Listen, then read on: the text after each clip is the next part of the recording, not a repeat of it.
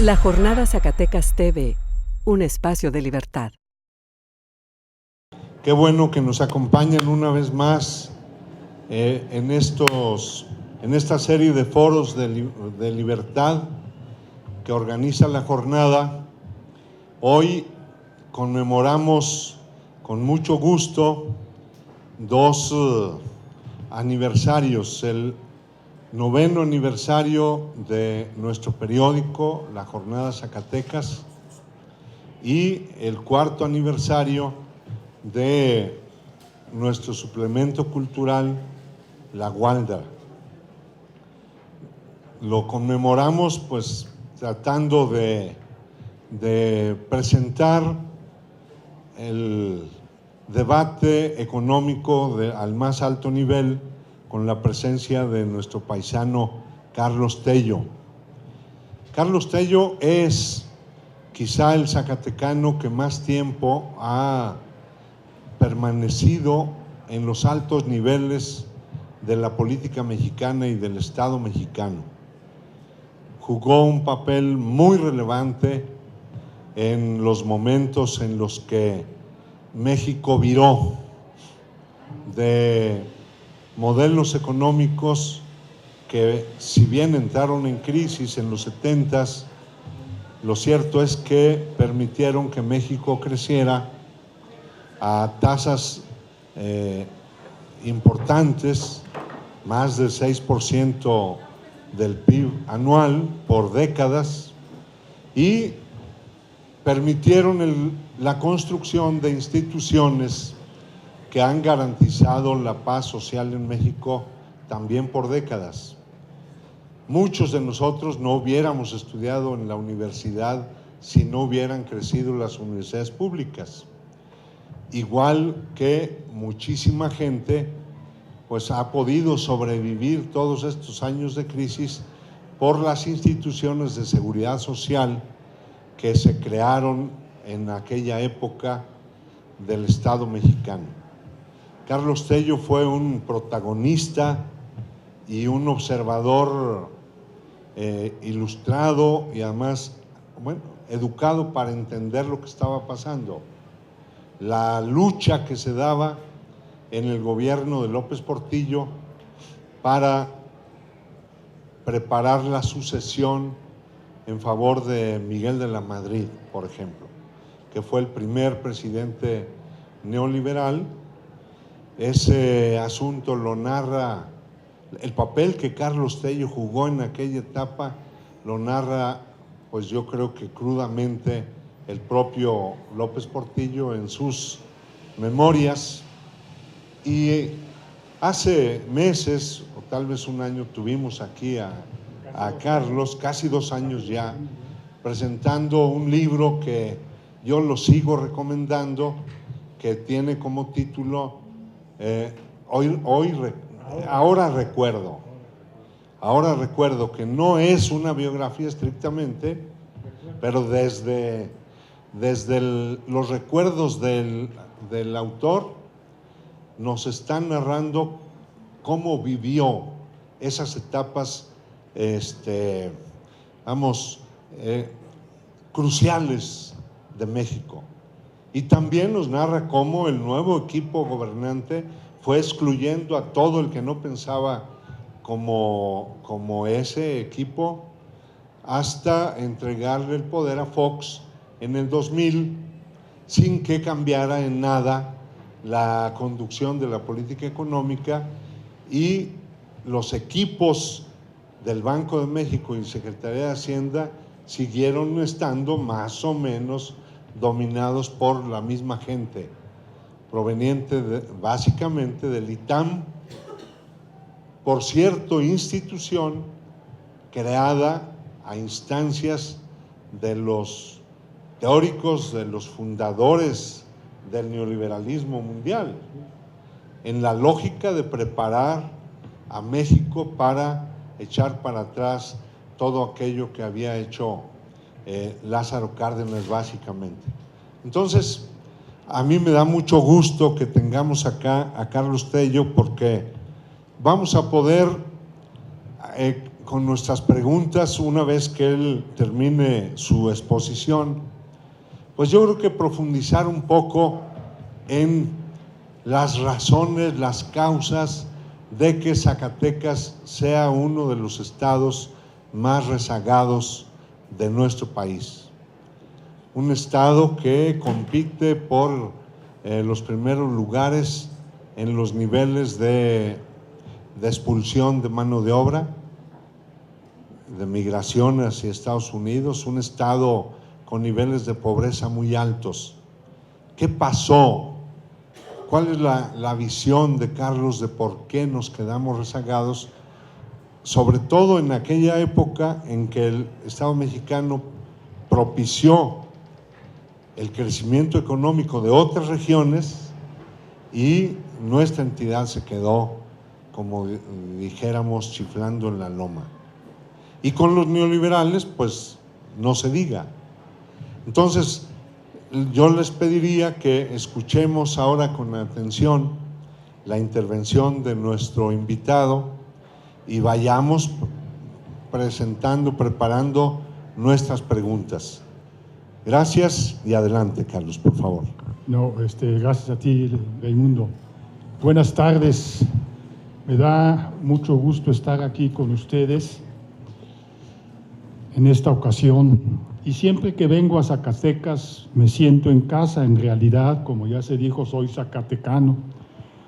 Gracias a Raimundo Cárdenas por invitarnos a la presentación de este libro y a ustedes gracias por su presencia.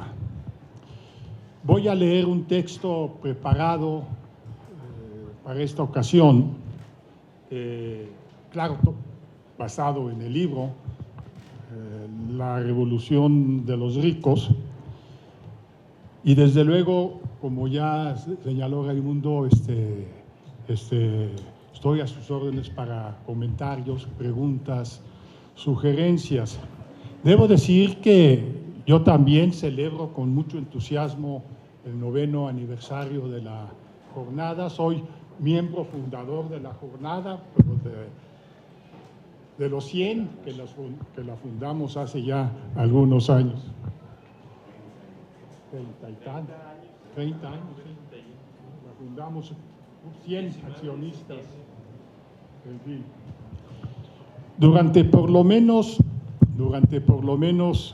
los últimos 35 años y todavía en la actualidad han sido las ideas del pensamiento neoclásico en su versión neoliberal las que, en buena medida, han dominado crecientemente la forma de pensar y escribir entre los economistas, tanto dentro de la academia, pero también, y no menos importante, fuera de ella.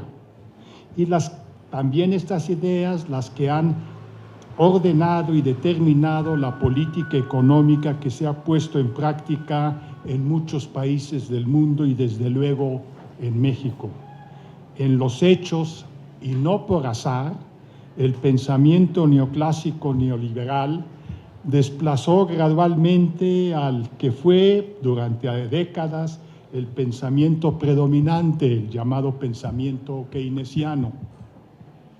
La característica fundamental del pensamiento neoclásico en su versión neoliberal consiste en asumir al individuo indiferenciado, abstracto, como el referente principal de la explicación de los fenómenos sociales.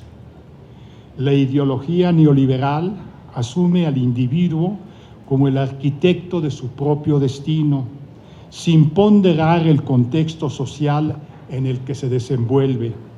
El individuo, en libertad, se supone, actúa en función de sus propios intereses, que es capaz de visualizar con toda claridad.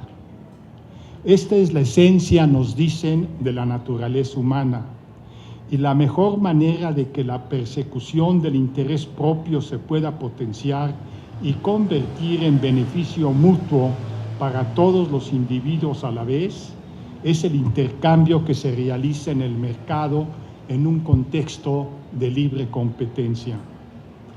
El neoliberalismo, entonces, es sumamente receloso de la resolución de la vida económica desde las acciones y las negociaciones colectivas, y por ello rechaza en principio, haciendo muy pocas concesiones, la intromisión desde el Estado. Cualquier esquema de acción que sustituya, coarte, aletargue el desempeño individual independiente es considerado como una fuente de erosión de la libertad y el progreso. El neoliberalismo constituye una versión extrema y posiblemente sesgada del pensamiento liberal tradicional. Traducido el neoliberalismo en un programa de diseño institucional y un enfoque de política económica centrados en la recuperación plena de las relaciones de mercado como eje conductor de la actividad económica.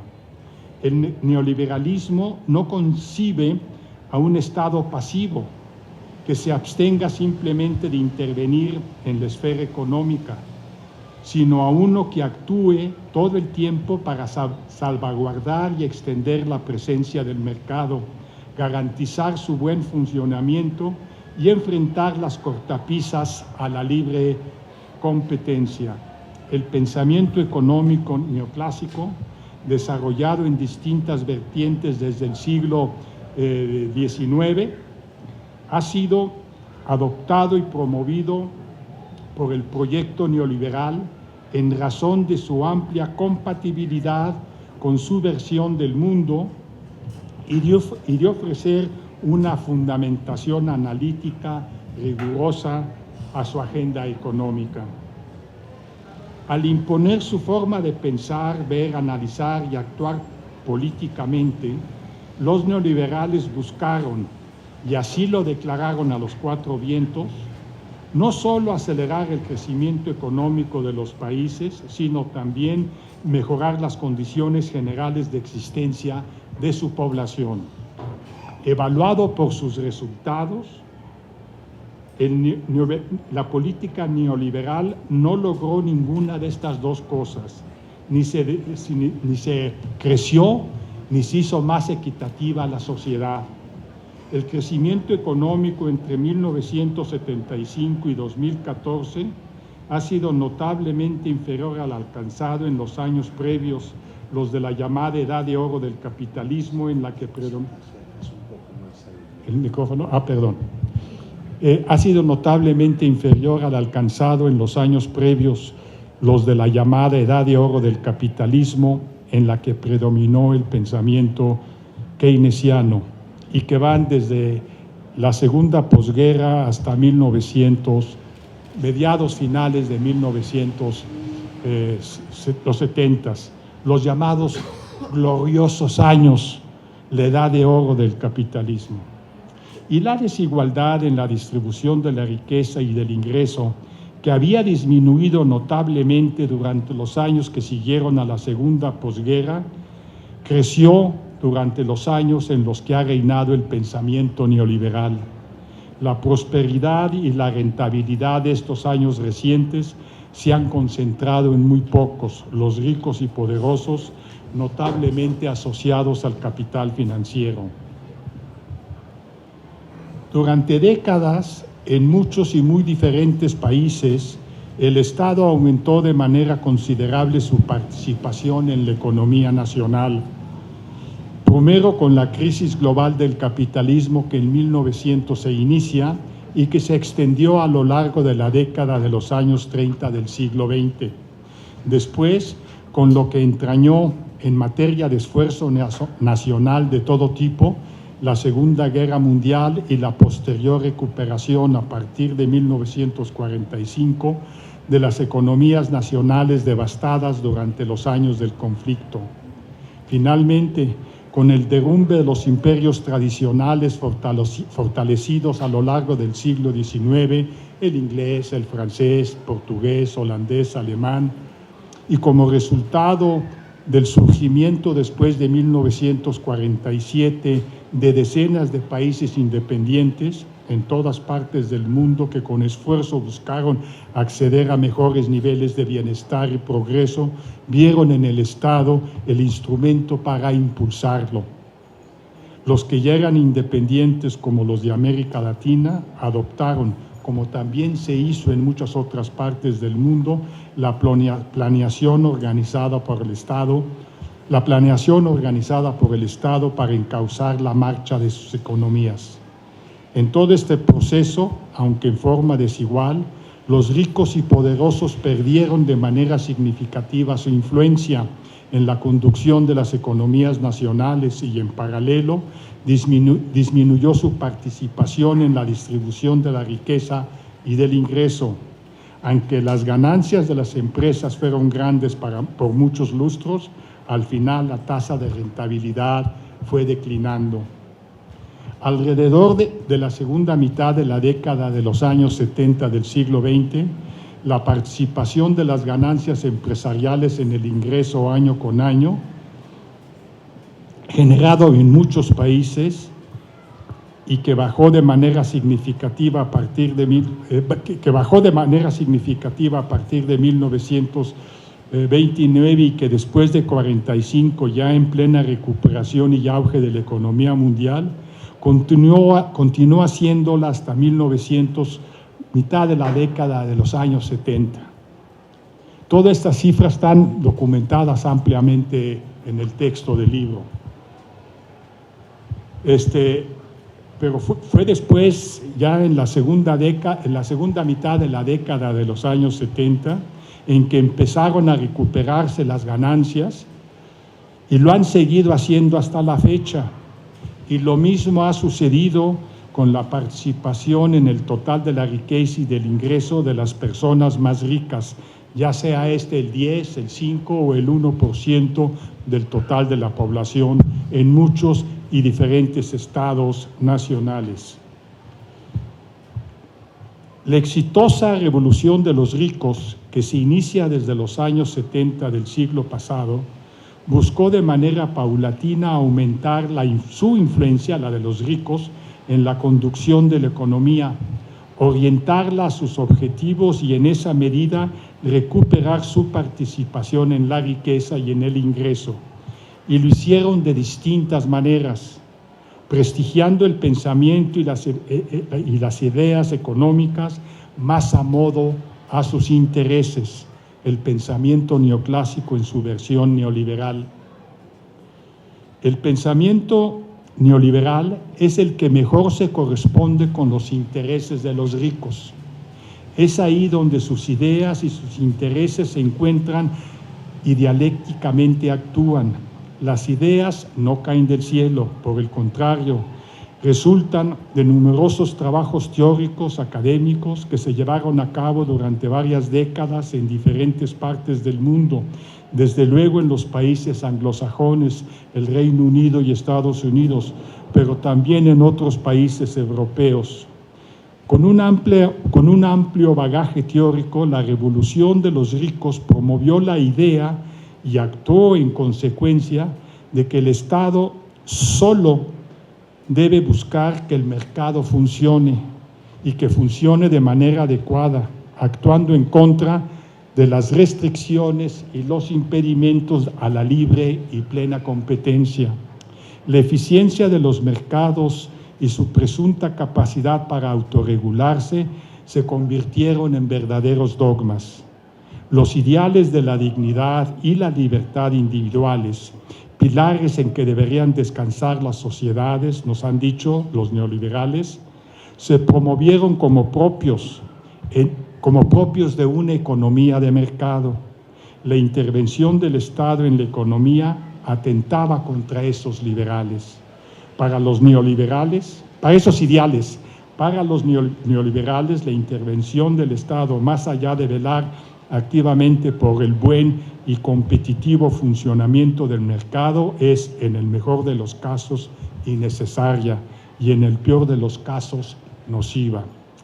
A primera vista, el título del libro parece ser muy fuerte y expresar un cierto tono conspirativo y maniqueo, pero en realidad de lo que se trata es de abordar un proceso social que ha tenido lugar con diferente intensidad durante los últimos 40 años aproximadamente. Ciertamente la postura que se asume en el libro es crítica y surge de la profunda inconformidad con el curso con que se le ha impartido al desenvolvimiento económico y con sus diversas consecuencias económicas negativas, consecuencias sociales negativas. El término revolución tiene diferentes significados, entre muchos de los cuales se repite la idea de que se trata de un cambio fundamental en un orden o en un estado de cosas.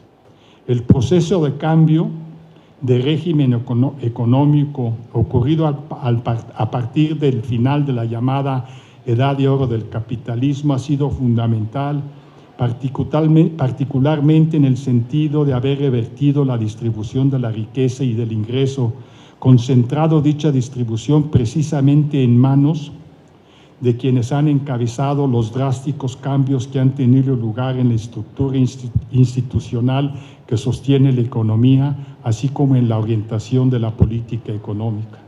Estos cambios partieron de la iniciativa y la organización de los sectores que ya eran los más acaudalados y poderosos de la sociedad, que durante las 3 décadas posteriores a la Segunda Guerra Mundial fueron perdiendo la participación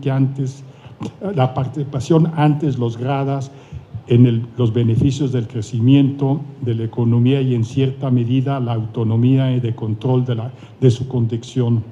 De ahí el título retórico de este libro.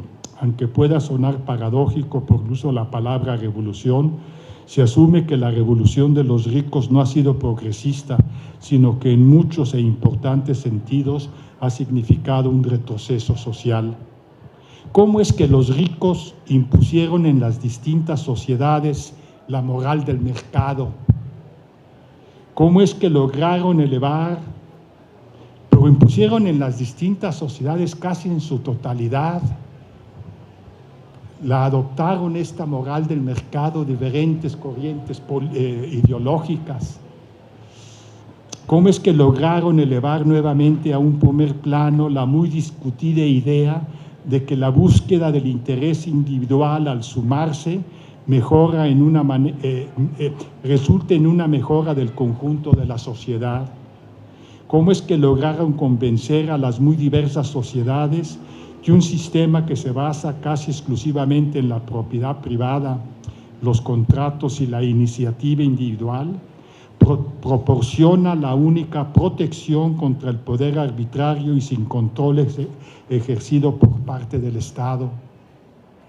¿Cómo es que se transitó de una época en donde, en el marco de una economía mixta, como fue el caso mexicano, el Estado tenía una amplia injerencia en el funcionamiento de la economía, pues orientaba, promovía, estimulaba y regulaba, y que fue particularmente exitosa y benefició a grupos crecientes de la población durante décadas, a otra economía en que las ideas de libre mercado, la competencia y la privatización y la desregulación de la actividad ahora predominan en el mundo y desde luego en México, y que no han dado los resultados particularmente exitosos en términos de crecimiento y justicia social. ¿Cómo es que lograron los multimillonarios aumentar tan notablemente su participación en la riqueza y en el ingreso? ¿Cómo consiguieron ganar el prestigio del que ahora gozan? ¿Cómo impusieron sus ideas sobre la enseñanza de la economía y el diseño de la política económica? Estas son algunas de las preguntas que se propone dar respuesta al libro que ahora presento. El libro está dedicado a los estudiantes de la Facultad de Economía de la UNAM, que es donde he estado trabajando de tiempo completo los últimos 15 años, pero igualmente le comentaba ya una compañera de la Autónoma de Zacatecas, podría estar dedicado a los estudiantes de Economía de la UAS. Y ello principalmente por una razón. El pensamiento neoclásico, en su versión neoliberal, buscó conquistar en su momento el futuro y todavía hoy sigue conquistando el futuro en este momento, en la actualidad. ¿Y cómo lo hace? Yendo a las universidades, porque es ahí donde se están preparando las personas que van a conducir de aquí a 20 años el país en todos sus ámbitos, en todas sus esferas. Eso es lo que se propusieron los neoliberales y lo lograron en muy buena medida. Para ello se introdujo en las universidades de muy diversos países este pensamiento.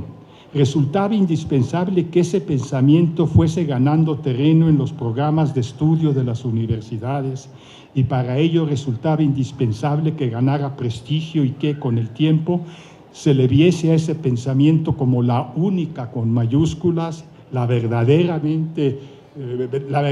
con mayúsculas teoría económicas.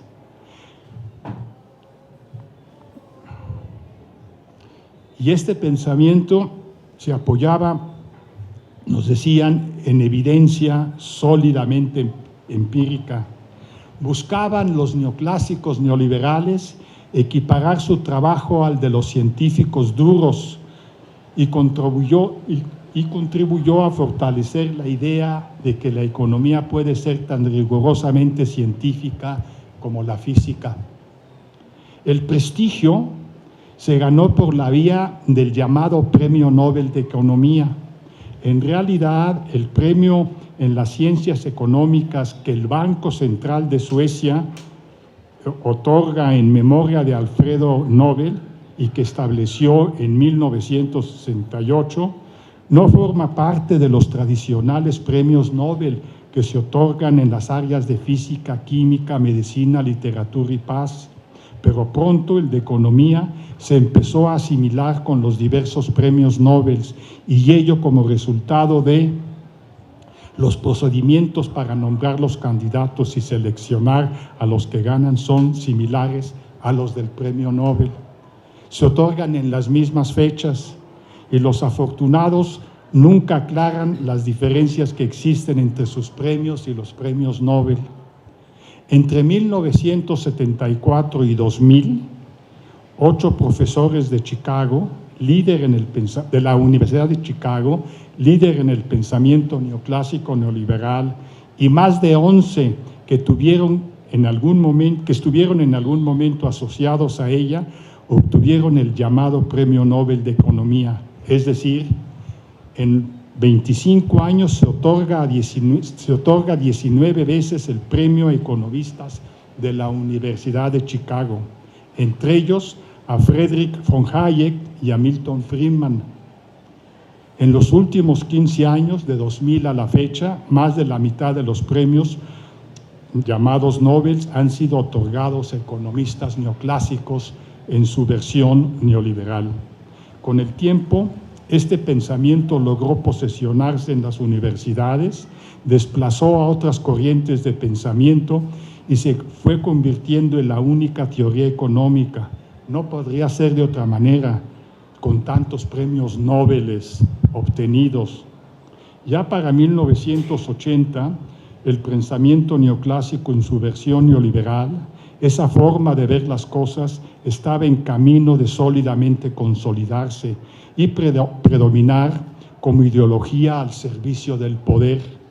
Y no solo en Estados Unidos con el presidente Ronald Reagan, sino también con la primera ministra Margaret Thatcher y con el canciller alemán Helmut Kohl y en varios otros países. En México, con el presidente Miguel de la Madrid, a partir de 1982, se inicia este proceso que aún continúa. A diferencia de la física, que es una disciplina acumulativa, es decir, lo que hoy se escribe incorpora el pensamiento previo, la economía es una disciplina competitiva, es decir, lo que hoy se escribe viene a competir con las ideas previas y todas a su vez compiten entre sí para explicar un mismo fenómeno. Estar al día en economía es conocer justamente el diferente pensamiento. No existe una única teoría económica, así con mayúsculas, sino un conjunto de ideas sobre las causas que determinan la riqueza de las naciones y el desarrollo social de sus pueblos, que a lo largo de los años, desde por lo menos finales del siglo XVIII, se ha ido construyendo. Tampoco existe una política económica, una sola receta universal útil para todos los lugares y en todos los momentos. Cuando se nos anuncian estas políticas, hoy en día, mucha gente, yo diría la abrumadora mayoría de las personas de todas ideologías, las aceptan como algo inevitable, las aceptan con resignación. Podría yo poner un ejemplo, pero ya... ¿Sí? Bueno. Un ejemplo que es muy importante y que se refiere al Tratado de Libre Comercio de América del Norte. Mucha gente piensa, porque además así se planteó, que el Tratado de Libre Comercio fue tan solo un acuerdo de intercambio comercial entre 3 países, que se empezó a negociar en 1990, tal y como lo explica en sus memorias el presidente Carlos Salinas. No es el caso, fue una decisión de mayor trascendencia, fue una decisión en primer lugar de incorporarnos al norte no solamente ideológicamente, sino geográficamente. El país del sur que había sido la frontera más al norte de los países del sur. Y empezó, a partir de ese año, para que hubiera competencia, para que hubiera mercado, para que estuvieran iguales los distintos países, empezó con propuestas desde 1990 para establecer mercados libres. El primer mercado libre se estableció en la tierra con la modificación al 27 constitucional, dándoles la propiedad particular a los ejidatarios y los colonos, capacitándolos para disponer de ella como quisieran. De esta manera habría un mercado de tierra y por tanto pues el turismo, la minería en Zacatecas, que es muy importante, podría ya disponerse en el mercado. La superficie minera del país, que es más de 500,000 de kilómetros cuadrados que está concesionado, más de la 1/4 parte del territorio nacional. Después vino la decisión también de dejar al mercado el sistema bancario que 10 años antes había sido nacionalizado. Había que privatizarlo, si no, no iba a haber mercado, no iba a haber competencia. Y debe haber competencia en el instrumento vital para el funcionamiento de una economía. Ese es el sistema circulatorio de la economía, el sistema financiero, y se privatizó y se hizo mercado. También otro de los sectores punta tecnológico de avanzada, las telecomunicaciones. Se privatizó Teléfonos de México para que hubiera mercado, no de inmediato, sino que se le dio unos años a la empresa ya privada para que pudiera con el tiempo resistir la competencia, que tampoco la ha resistido mucho porque no ha habido tal. Entonces, tenemos tierra, tenemos sistema financiero, telecomunicaciones, energía. Se planteó en aquel entonces la privatización del sector energético. No se logró del todo, pero sí se logró la mitad de ellos, la generación de energía eléctrica, que se privatizó, se empezó a privatizar. Todas estas cosas se dan en los años, en el tiempo, y van constituyendo el esquema bajo el cual hoy en día funcionamos. Y entonces se permitió a los particulares generar energía eléctrica. Hoy en día más de la mitad de la generación de la energía eléctrica la generan los particulares. Ahora, con las reformas recientes a diversos artículos constitucionales, ya todo el sector energético está, puede privatizarse. Y en paralelo se fue a lo largo de estos años haciendo cada vez más débil a las empresas públicas energéticas. A Petróleos la destrozaron, igual a la CFE, literalmente. Le sacaron todas sus ganancias, que eran cientos de miles de millones de pesos. Finalmente, otro de los cambios fue la apertura al capital extranjero y al capital nacional también, a todo tipo de actividad. Y entonces, esta incorporación al norte entrañó todo esto y está ligado. No fueron medidas aisladas, sino que fue parte de un paquete que se armó bajo la idea de que el mercado es quien hace mejor las cosas y que las cosas se pueden hacer mejor en competencia. La trascendencia del pensamiento neoliberal no se queda en los libros o en las enseñanzas que se dan en las universidades, se pone en práctica de manera muy drástica. Gracias.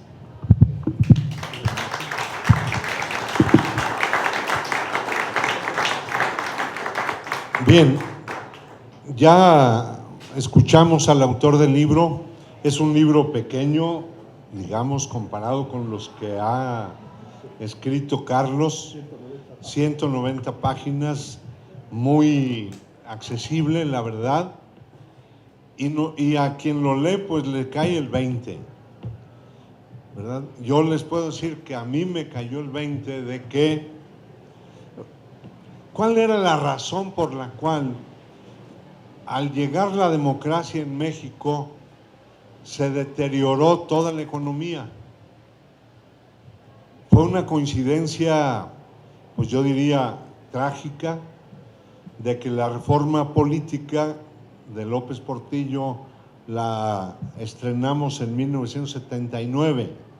Fue la primera vez que participó la izquierda en un proceso electoral como el que acabamos de pasar, 79. Y en 82 llegó de la Madrid a la presidencia de la República y ese fue el primer presidente neoliberal. De tal modo que por un carril estábamos luchando por más y más democracia. Sí logramos, hay que decirlo, concesiones graduales. Unos las minimizan, otros las exageran, pero el hecho es que el país en el ámbito de la democracia sí avanzó. Aquel PRI de aquella época, que no había perdido nunca un gobernador, que no tenía contrapesos en las legislaturas, hoy acaba de sacar menos del 30% de votos, aunque no tuvo un polo opositor atractivo.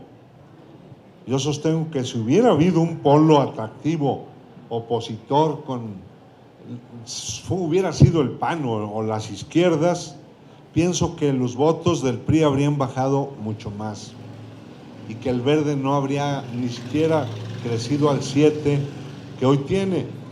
El problema que yo veo es que al mismo tiempo iban avanzando en el establecimiento de todas las reformas neoliberales, eliminando los espacios estatales para entregarlos al mercado. Y, bueno, eso no iba a ser posible si entregaban la presidencia de la República a quien estaba en contra de ello. Y no se tentaron el corazón para ir al fraude electoral. Esa es la explicación básica, digo yo, del fraude del 88 contra Cuauhtémoc, porque no habría habido tratado de libre comercio, o cuando menos, Bartlett, claro, lo ha dicho. Es evidente que todas las fuerzas se movieron para impedir que Cárdenas entrara, porque el plan de integrarnos al norte estaba ya echado a andar. Y al cabo de los tiempos llega Fox, y Fox, ¿qué hace desde la presidencia? Nada en absoluto. Se articula con las fuerzas del PRI, hace alianza con el Bester, hace alianza con los gobernadores del PRI, que finalmente le ayudaron a imponer a Calderón e impiden la llegada de Andrés Manuel en el 2006. ¿Qué enseñanza podemos sacar de ello? Que esta de revolución de los ricos no está impulsada por demócratas, no les interesa la democracia. Concedieron la democracia en los 70s y en los 80s porque había mucho movimiento social en los 70s, pero en la medida en que se afianzó la teoría, la hegemonía teórica de esa doctrina, la hegemonía en todo el mundo, entonces ya no se pusieron la capucha de demócratas, y Fox en Washington confesó que bueno, sí, Andrés Manuel le había ganado el pulso en el desafuero, pero que él se había desquitado en la elección presidencial. Bueno, creo que entonces debemos entender el mundo en que vivimos. Una economía en donde no hay libre competencia, que es falso también, donde los monopolios imponen todo, no solo en México, en el mundo entero. Jeffrey Sachs, un profesor de Columbia de Nueva York, escribió un librito que me sorprendió, porque él era asesor del Banco Mundial y asesoraba a los países en su tránsito del socialismo real hacia la economía de mercado.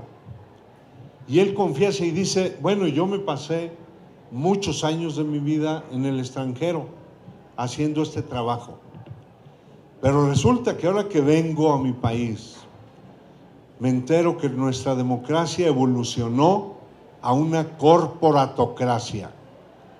La democracia norteamericana dejó de ser una democracia de debate. Los medios de comunicación los monopolizaron las corporaciones económicas y están al servicio de una doctrina. Y esas mismas corporaciones financian a los políticos de ambos partidos de manera tal que el control es absoluto.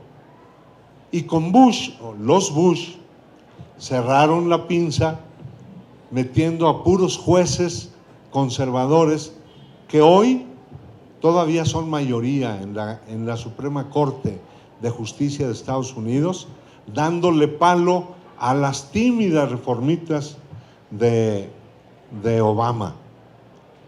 Bueno, todo eso ocurrió en México y nuestra democracia se nos pudrió.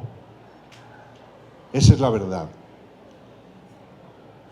Y a los abusos de estos neoliberales que no eran demócratas, las izquierdas no supimos responder y simplemente, digo yo, y lo digo autocríticamente, nos asimilamos a sus métodos. En este proceso electoral, lo dijo un candidato aquí en Guadalupe en un debate, no cualquier candidato, un candidato que fue rector de la UAS, del PT, y que le reclamaron que anduviera repartiendo despensas. Y dijo, no, es que para competirle al PRI hay que adoptar los métodos del adversario. Entonces no ando repartiendo despensas, también tablets, también huevo, y etcétera.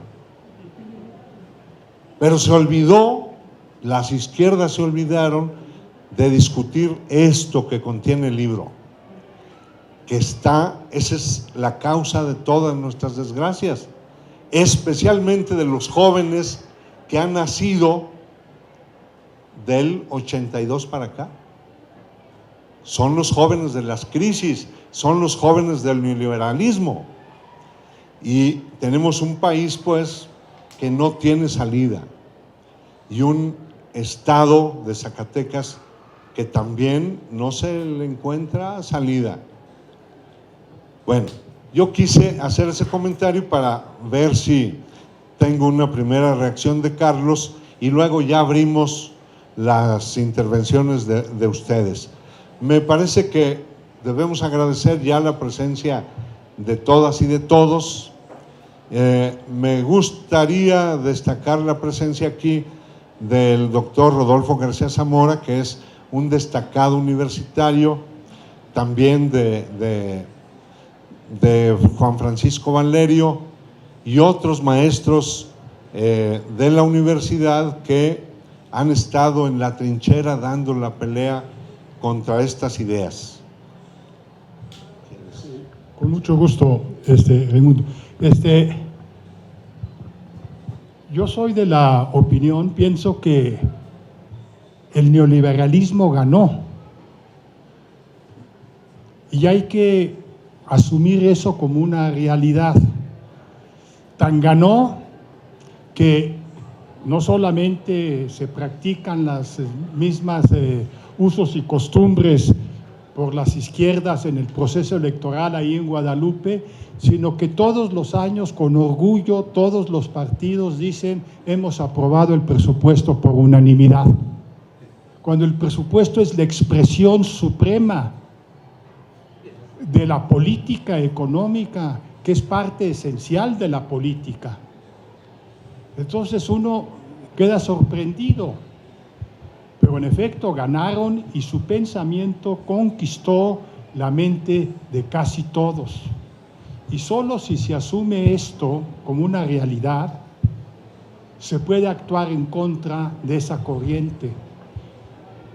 Porque el trabajo es duro, pero hay que persistir en ello.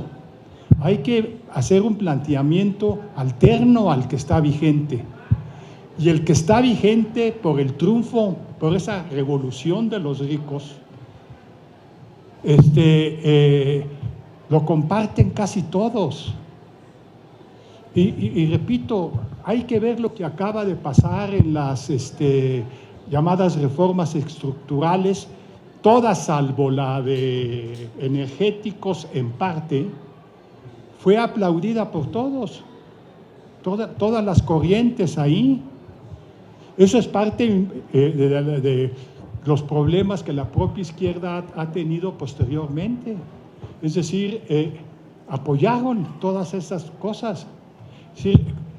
¿Qué significa esto en términos de eso? Que la solución de la nación, de los asuntos de la nación, va por la vía de ajustitos aquí, de ajustitos acá. No, la solución va, a mi manera de ver, por la vía de hacer un planteamiento alterno, completo, integrado, realista, y luchar a su favor, dándolo a conocer y actuando políticamente, porque si no, no va a tener éxito. Y no presuponer que es algo fácil. Hay una idea central que en parte hacía alusión Raimundo hace unos momentos. La política ha sido: vamos a crecer o vamos a hacer esfuerzos para crecer y después distribuir. Cuando la posición alterna debe ser distribuir para crecer y crecer distribuyendo. Ese es el planteamiento alterno. Ese sería lo opuesto al que está vigente. Eso significaría un cambio básico en la política salarial, en la política de seguridad social, en la política de atención a los servicios de salud, en la política de atención a los servicios educativos y así sucesivamente. Vamos a crecer distribuyendo y distribuir para crecer. Eso pienso yo que debe ser, eso se planteó de alguna manera en 2006, primero los pobres, ¿te acuerdas? Bueno, aquí otros también se acuerdan, pero primero los pobres. Y eso no es la consigna que hoy existe en México en este momento, y no ha sido la consigna que ha existido en los últimos 30 y pico años. Los pobres al último. Y por eso estamos como estamos, no hay mercado. No hay mercado. La Jornada Zacatecas TV, un espacio de libertad.